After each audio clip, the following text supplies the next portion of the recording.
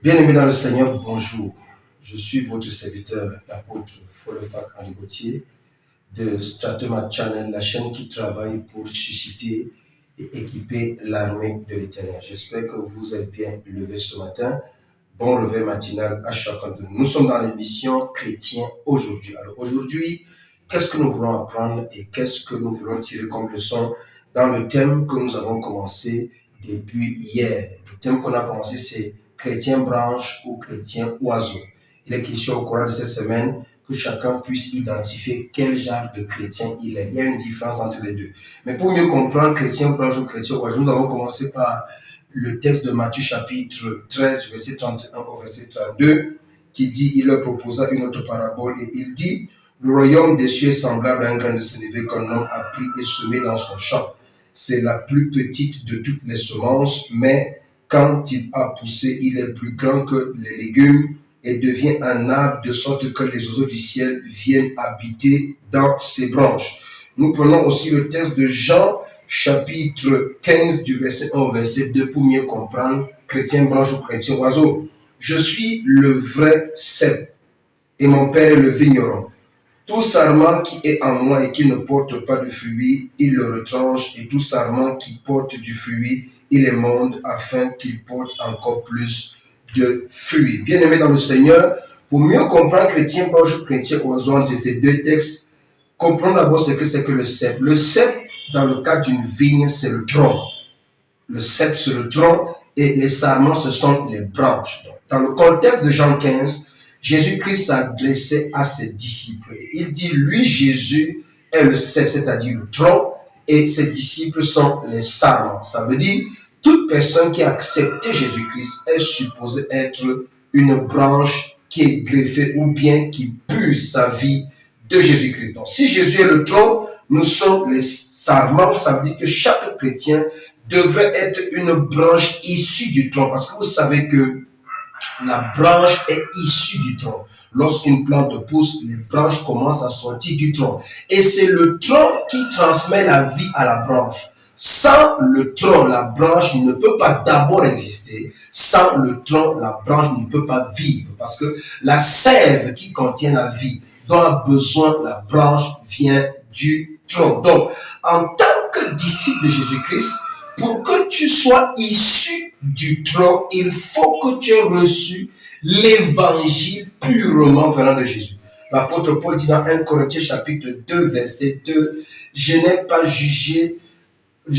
pas voulu savoir autre chose au milieu de vous que Jésus-Christ crucifié. Ça veut dire, si tu es un chrétien, prenons d'abord comme ça, tu es supposé être un chrétien qui a reçu l'évangile de Jésus-Christ crucifié. Donc, si tu as reçu un autre évangile, comme par exemple, il y a beaucoup d'évangiles qui sont prêchés là-dehors, l'évangile du mariage, tu vas te marier, viens à Jésus, il va te donner le mariage, viens à Jésus, tu vas voyager, tu iras en Europe, tu iras ici, tu iras à gauche, viens à Jésus, tu deviendras riche, tu prospéreras. Ça, c'est tout sauf l'évangile de Jésus-Christ. Si tu n'as pas reçu l'évangile de Jésus-Christ crucifié, excuse-moi de te le dire ce matin, tu n'es pas un véritable disciple de Jésus. Tu es peut-être un disciple de Mammon, parce que Mammon, c'est celui qui prolifère l'évangile de prospérité, que lorsqu'on vient à Dieu, c'est pour devenir riche. Ça, c'est le travail de Mammon. C'est Jézabel qui prolifère l'évangile du mariage. Quand on vient à Jésus, Jésus va te donner le mariage. Donc, Jésus n'est pas venu pour ça. L'évangile de Jésus-Christ est venu d'abord pour nous délivrer du péché et de la puissance du péché. Dans Matthieu chapitre 6, verset 33, il dit,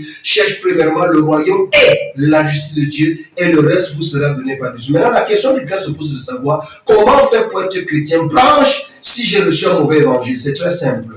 Il suffit seulement que tu reconnaisses l'erreur, que tu reconnaisses que tu n'as pas reçu le véritable évangile et que tu comprennes ce matin que tu as besoin uniquement de Jésus-Christ. Pas seulement Jésus-Christ comme ton sauveur, mais aussi Jésus-Christ comme ton Seigneur. Voilà pourquoi Jésus-Christ pouvait dire, venez à moi, vous tous qui êtes fatigués et chargés, et je vous donnerai du repos. Donc ce matin, si tu veux devenir un chrétien branche, ouvre ton cœur à Jésus, mets de côté tes besoins qui sembleraient être égoïstes et donne-toi à Jésus pour le pardon de tes péchés.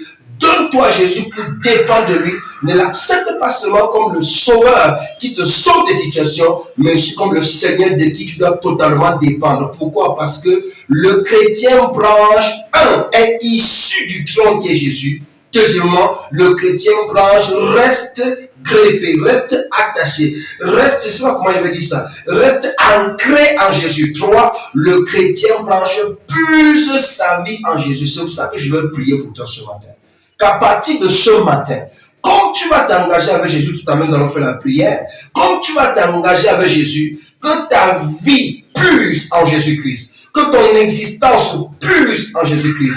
Que ton foyer puise en Jésus-Christ. Je m'adresse à quelqu'un qui peut-être m'écoute et ça ne va pas dans ton foyer. Laisse Jésus, accepte que Jésus soit le Seigneur dans votre foyer et tu verras la vie qui va couler. Je m'adresse à quelqu'un dont le ministère, ça ne va pas. L'œuvre dans laquelle tu travailles, ça ne va pas. Que Jésus soit le maître, le Seigneur de cette œuvre. Tu puises en Jésus-Christ et tu verras la vie qui va couler. La vie va couler comment? Quand tu vas commencer à prier pour les gens, la vie coulera. Quand tu vas prier pour les malades, la vie coulera. Lorsque tu prêcheras l'évangile, la vie coulera. Lorsque tu enseigneras la parole de Dieu, la vie coulera. Et même quelqu'un qui me pousse ce matin, il y a des domaines dans ta vie, ça ne va pas. Laisse d'abord Jésus. Accepte que Jésus soit le Seigneur de ta vie. Sois la branche ancrée en Jésus. Puise la sève de Jésus. Apprends de Jésus. Étudie la vie de Jésus pour avoir la connaissance. Étudie la vie de Jésus pour avoir l'intelligence qu'il faut. Étudie la vie de Jésus pour avoir la sagesse qu'il faut. Je t'encourage ce matin à être un chrétien branche. La branche vit grâce au tronc. Je prie pour toi qui es malade. Je proclame ta guérison. Je proclame la santé dans ton corps. Je proclame la santé dans ta vie professionnelle. Je proclame la santé dans ta vie spirituelle. Je proclame la santé dans ta vie familiale. Je proclame la santé dans ton foyer au nom puissant de Jésus. Tous les domaines sociaux de ta vie. Prie, je prie pour toi afin que ça puise en Jésus-Christ et tu verras la différence. Alors, si ce matin tu m'écoutes et que tu n'as pas encore accepté Jésus-Christ comme un chrétien, que tu n'as pas encore accepté Jésus-Christ comme ton Seigneur et ton Sauveur, je voudrais que tu fasses cette prière après moi et que demain tu restes scotché parce que nous allons continuer ce partage, cette méditation sur chrétien branche ou chrétien oiseau. Et vous allez comprendre ce que c'est qu'un chrétien oiseau. Je voudrais que tu répètes cette prière après moi. Seigneur Jésus-Christ, j'accepte de tout mon cœur que tu es mon Seigneur et mon Sauveur personnel.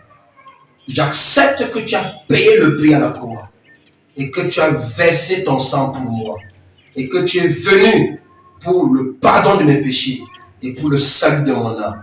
Jésus, merci.